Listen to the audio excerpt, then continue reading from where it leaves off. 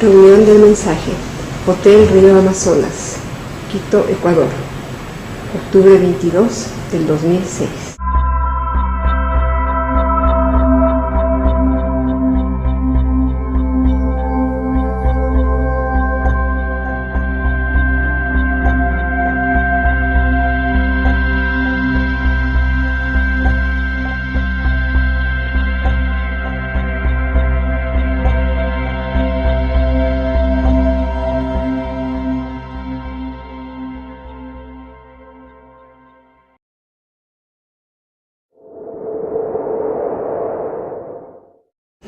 Organización.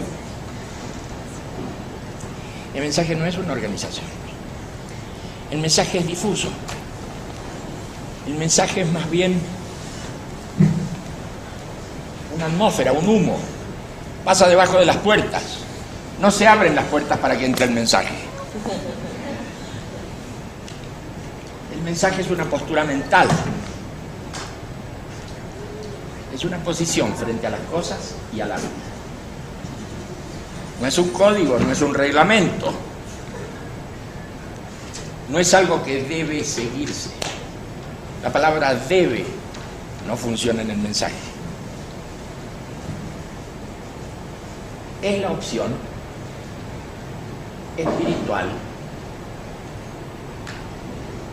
que crea por eso mismo ya problema. ¿Qué es lo espiritual? ¿Dónde está lo espiritual? Como decía un poeta, Heine, decía, el espíritu. ¿Quién es ese caballero? ¿Dónde está? Lo espiritual algún día lo vamos a descubrir. Es una cierta sustancia psíquica, mental, que trabaja además en un cierto espacio, no en el espacio cotidiano donde nos movemos nosotros. Nosotros nos movemos en un tiempo, podemos decir, las coordenadas que tiene Quito, la latitud, la longitud, hay un cierto espacio. Dentro de Quito hay una calle, acá hay una intersección de dos calles. Estamos en el primer piso de un edificio. Nos movemos en ese espacio y en ese tiempo, a las 5 en punto de la tarde. Nos movemos en ese espacio y en ese tiempo. Cuando hablamos de esta cosa espiritual, hacemos alusión a otro espacio, un espacio interno que no trabaja con esas categorías. Yo te deseo lo mejor, le dice uno al otro. El otro lo entiende, lo capta, pero ¿cómo te deseo lo mejor? ¿Cómo opera eso? ¿Qué quiere decir? Yo te deseo lo mejor. ¿En qué espacio funciona eso?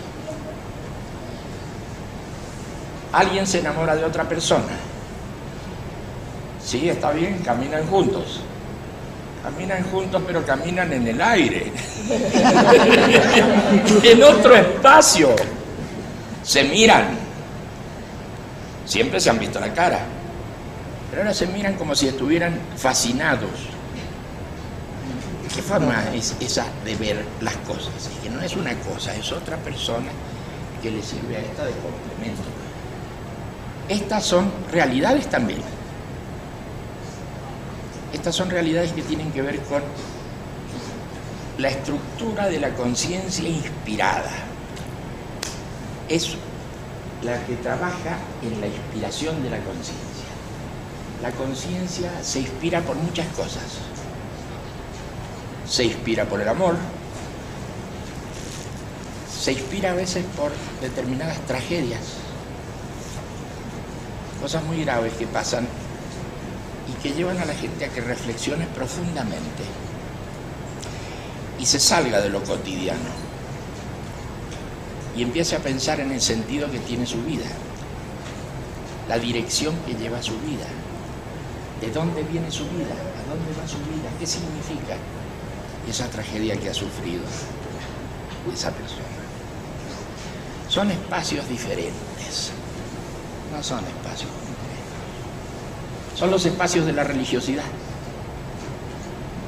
La religiosidad que está tan mal vista últimamente. Mejor dicho, que estaba tan mal vista porque las cosas están cambiando mucho en el mundo. Hace 30 años, 40 años, uno escuchaba esa palabra, religiosidad, y se le paraban los pelos. Había una censura enorme. Hoy la cosa está cambiando.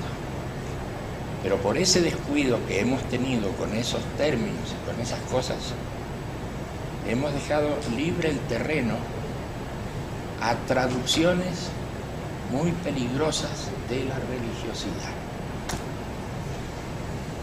No es tan misterioso esto que digo, pero observen, miren cómo aparecen manifestaciones crecientes de religiosidad, de signos muy destructivos, porque también la religiosidad puede traducirse en signos muy destructivos. Pueden equivocarse los conjuntos humanos, como nos equivocamos en la vida cotidiana, pueden equivocarse mucho y creer que esa religiosidad debe ser observada por todas las personas y que esa religiosidad no puede ser discutida y que esa religiosidad se debe imponer a sangre y fuego. Nosotros hemos descuidado esas reflexiones, esa forma de ver el mundo, hemos descuidado el sentido de la religiosidad. Y en ese vacío, en esa censura que hemos hecho en nosotros mismos, ahí han crecido y se han alimentado expresiones violentas de la religiosidad. Y esas expresiones violentas de la religiosidad están cubriendo hoy el mundo. Me mira como si no supiera de qué hablo. Pero en verdad, están ocurriendo fenómenos muy desafortunados. ¿Qué va a pasar mañana si ese tipo de fuerzas van creciendo? Si empiezan a agredirse entre sí. Las religiones que más o menos convivían, más o menos, y empieza cada una a radicalizarse, a ponerse en pie, a expandirse en territorios, a no tolerar a los demás. Creo que va a haber problemas y da la impresión de que eso estuviera en marcha. No sé cómo será el grado de información que tenemos de estas cosas, pero yo les pido que se fijen qué va pasando con las distintas expresiones religiosas en distintas partes del mundo. Los representantes,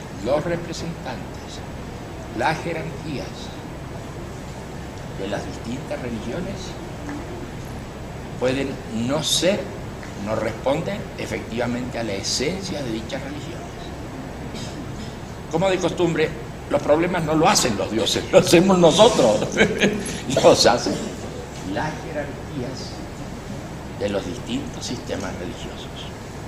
En una época tan alterada como la que vivimos, en una época tan sometida a presiones, con tanta desgracia, tanta opresión, tanto atropello,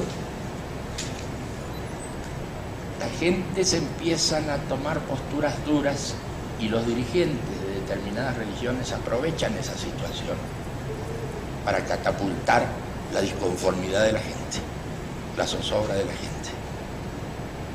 Entonces empieza a generarse un círculo vicioso. Al final nadie se sabe quién empezó esta gracia, pero es la situación general la que va a impulsar.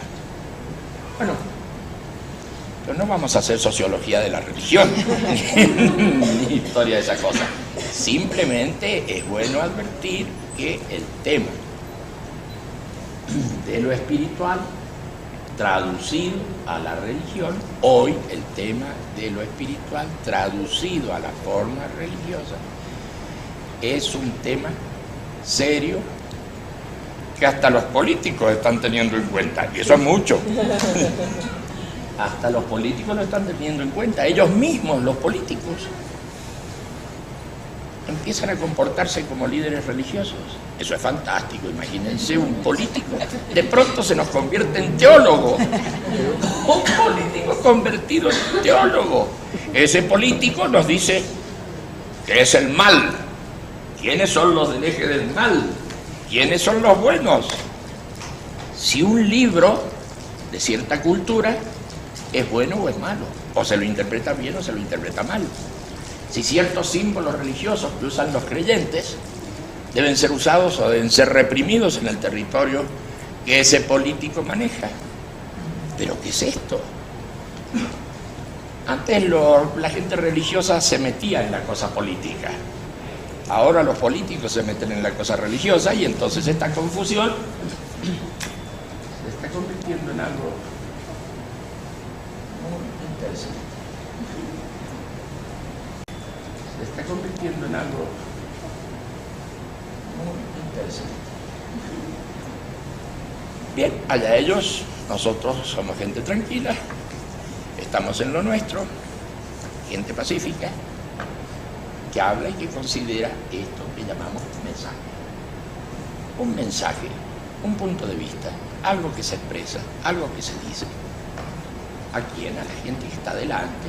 La gente lo toma o lo deja y no pasa nada. Eso es lo bueno, me parece a mí, del mensaje. Tómelo o déjelo. Todos seguimos siendo amigos. Y no imponemos nada. Ni creemos contar con la verdad absoluta.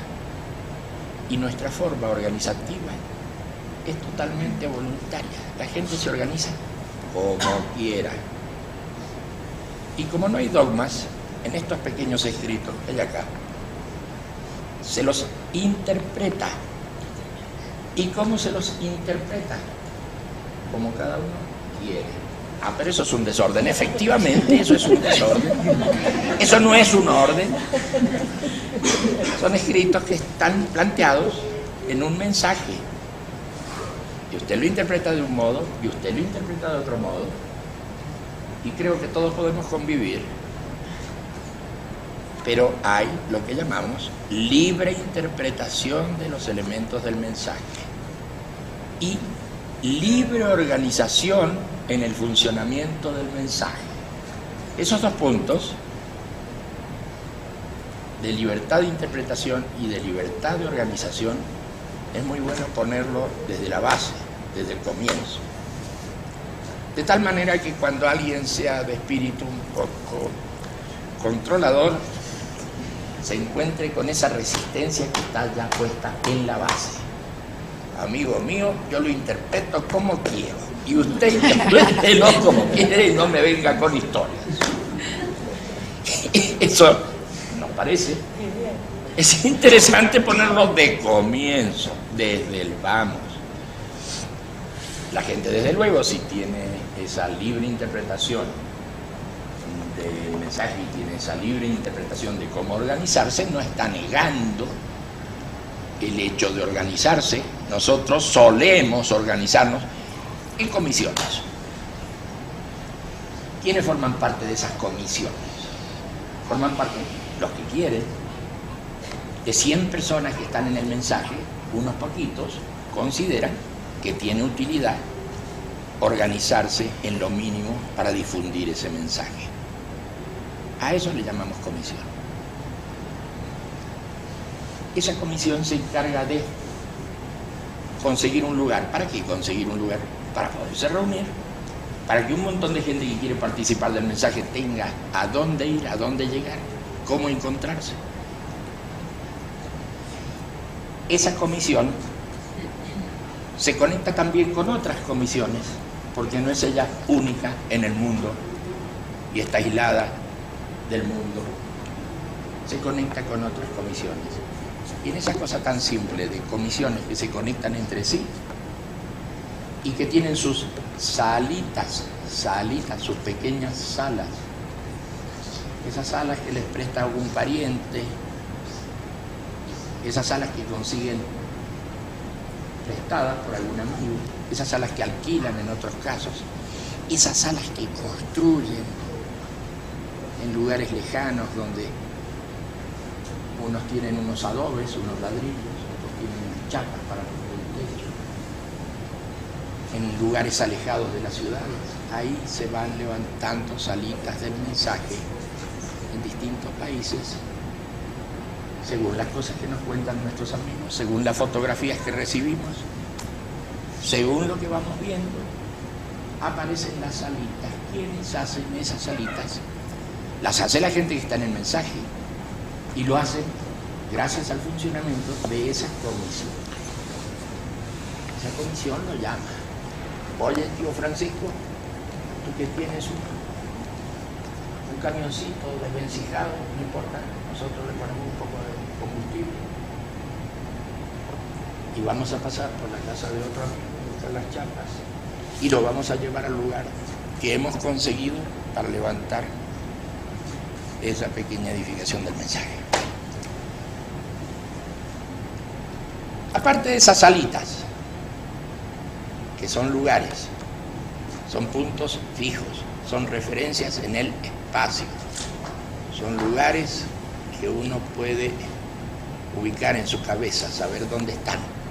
Aparte de esas salitas, existen lo que llamamos salas, ya son más grandes, ya son más grandes.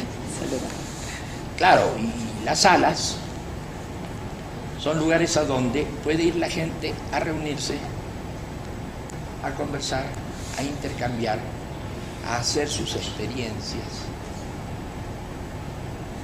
a inspirarse espiritualmente. Las salas son lugares totalmente vacíos. No son lugares totalmente llenos, ni son lugares con imágenes. No estamos diciendo que estén bien o que estén mal las imágenes. Yo les estoy contando cómo funcionan esas salas. A lo mejor ustedes han visto fotografías,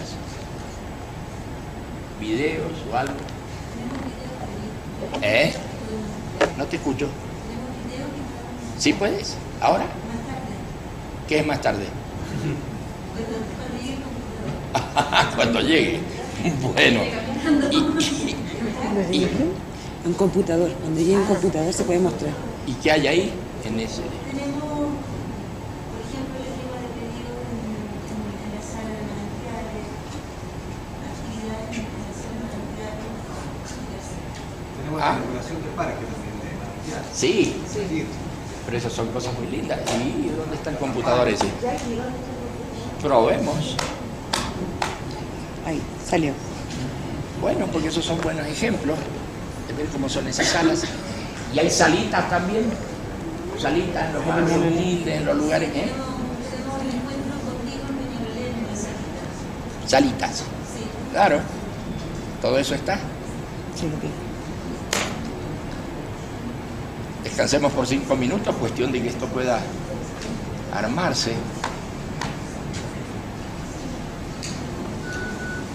Tenemos 5 minutos para que la recapes.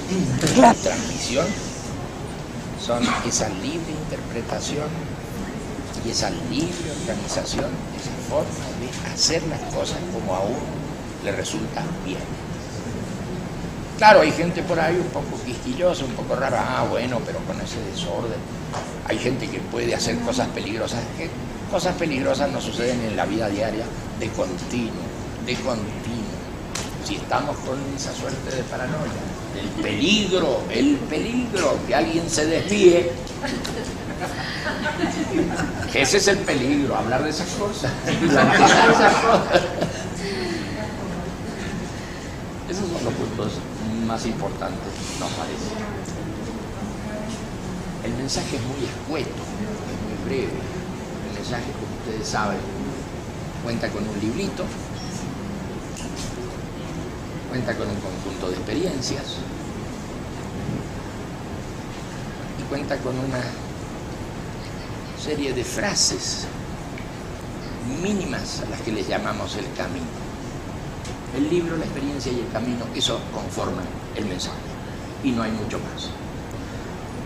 Pero sin duda que hay muchos escritos y muchas cosas, sí, pero no tienen que ver con el mensaje. El mensaje es una cosa muy breve. Es tan breve que es sumamente aburrida. Y nos parece que está muy bien que sea aburrido, porque quien se mete a estudiar el mensaje o a trabajar con las experiencias del mensaje, seguramente lo hace por alguna necesidad. Y si no, se aburre. Y eso está bien.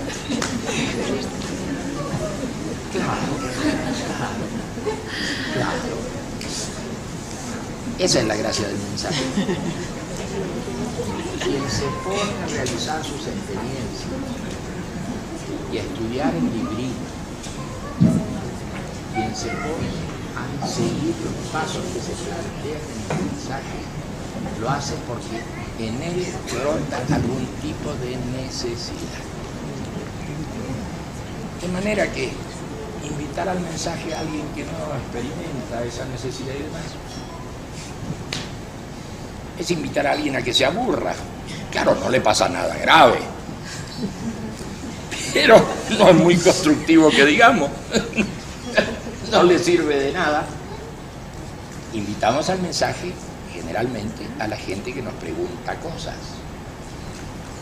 Nosotros no vamos a mortificar a la gente en la vía pública, venga al mensaje. No funciona así eso. En la vía pública, venga al mensaje. No funciona así eso. Pero sí funciona con las preguntas del otro.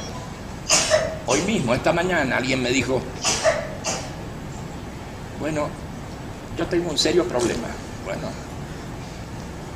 yo tengo el serio problema de que no tengo fe. ¿Fe en qué? Fe en mí, fe en mí mismo, fe en la gente que me rodea. No tengo fe en lo que hago.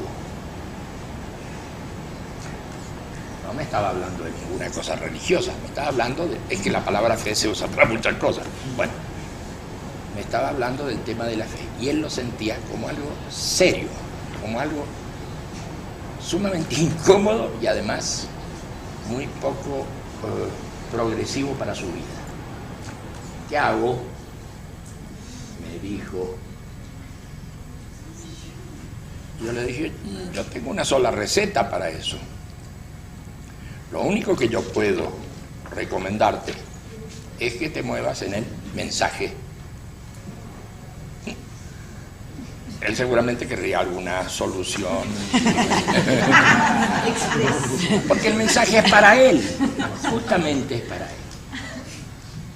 Pero porque él me preguntó, yo le respondí, no fui a golpearle y a decir, oye, tú lo que necesitas es ir al mensaje. Fue exactamente al revés. Y así, todos nosotros nos encontramos a diario con gente que tiene numerosos problemas. Bueno sería que alguien no tuviera problemas. En semejante situación mundial, regional, de país, de lugar, todos tenemos numerosos problemas.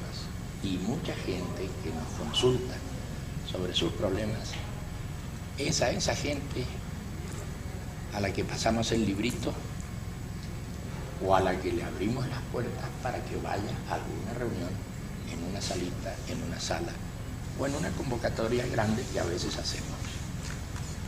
¿Qué mecánica tan simple? Sí, es una mecánica tan simple. No nos preocupamos tampoco por los medios de difusión. Es más, rehusamos al periodismo. Yaro, ¿de dónde sales? No es Yaro, pero es parecido. Bueno, muy bien. No tenemos contacto con el periodismo y todo aquello, porque ¿qué podemos decirle? Pero a veces, sin embargo, son los medios de difusión los que vienen a nosotros. Es el periodismo el que viene a nosotros. Entonces sí que podemos contar nuestra versión. No es que los estemos buscando. De ninguna manera estamos buscando los medios de difusión. Estamos buscando los periodistas. Nos limitamos a nuestra acción a desarrollar nuestro trabajo y que ellos digan lo que les gusta. Pero realmente dicen cosas muy desfavorables. Está bien. Ellos verán. Así que es una mecánica simple también la de contacto con alguien que nos consulta. Y a ese alguien le recomendamos el mensaje y si tenemos el material se lo pasamos. Pero no andamos mortificando a la gente con el mensaje. No andamos haciendo propaganda del mensaje, sino respondiendo a la gente que nos consulta.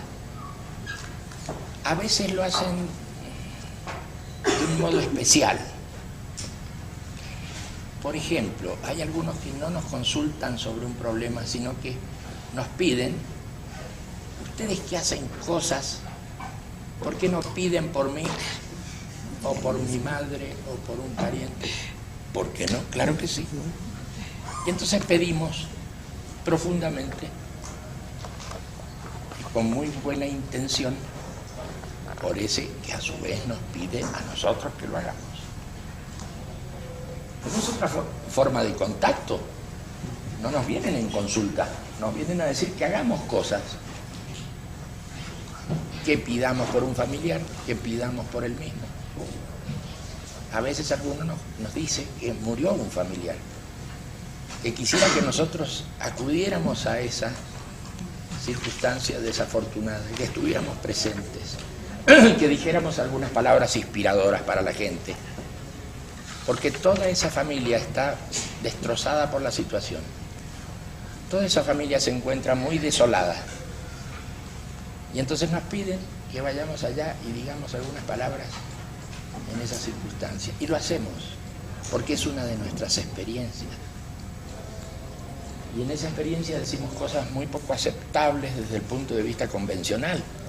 Decimos, este cuerpo que está ahí ya no nos escucha, ya no nos oye. Su principio vital, su vida, está en otra parte. Así que no tanta tristeza.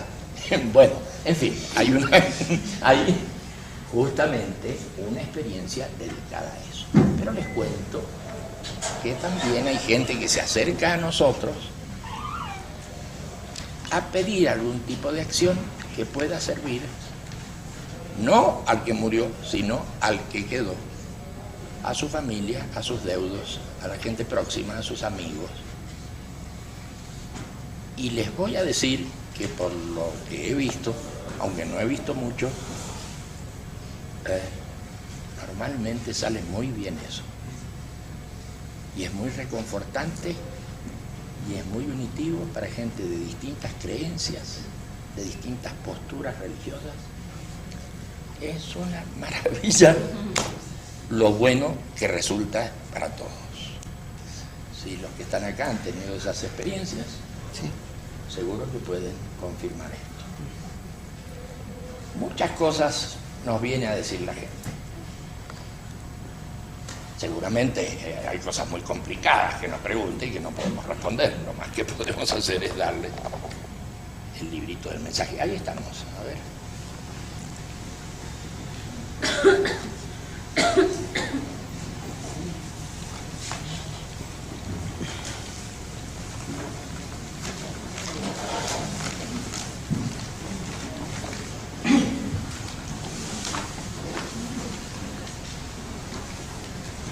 En distintos continentes, y ahí van, las están poniendo en pie. ¿Quiénes las están poniendo en pie? Esos pequeños grupos de personas con esas comisiones.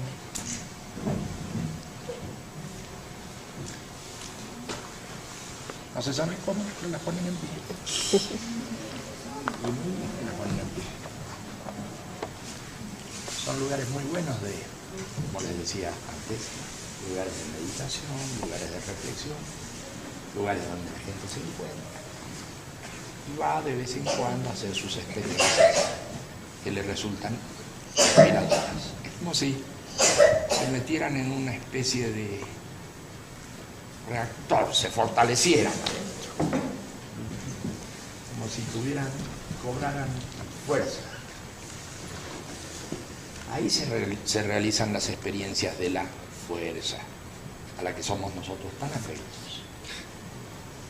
Y cuando hay mucha gente realizando esas experiencias, eso se siente más fuerte, se siente con más intensidad. Ahora mismo, si quieren ustedes, para matizar nuestras reuniones, y esta reunión en particular, podemos hacer una experiencia de la fuerza. Sí. Les voy a decir un truquito para que la experiencia de la fuerza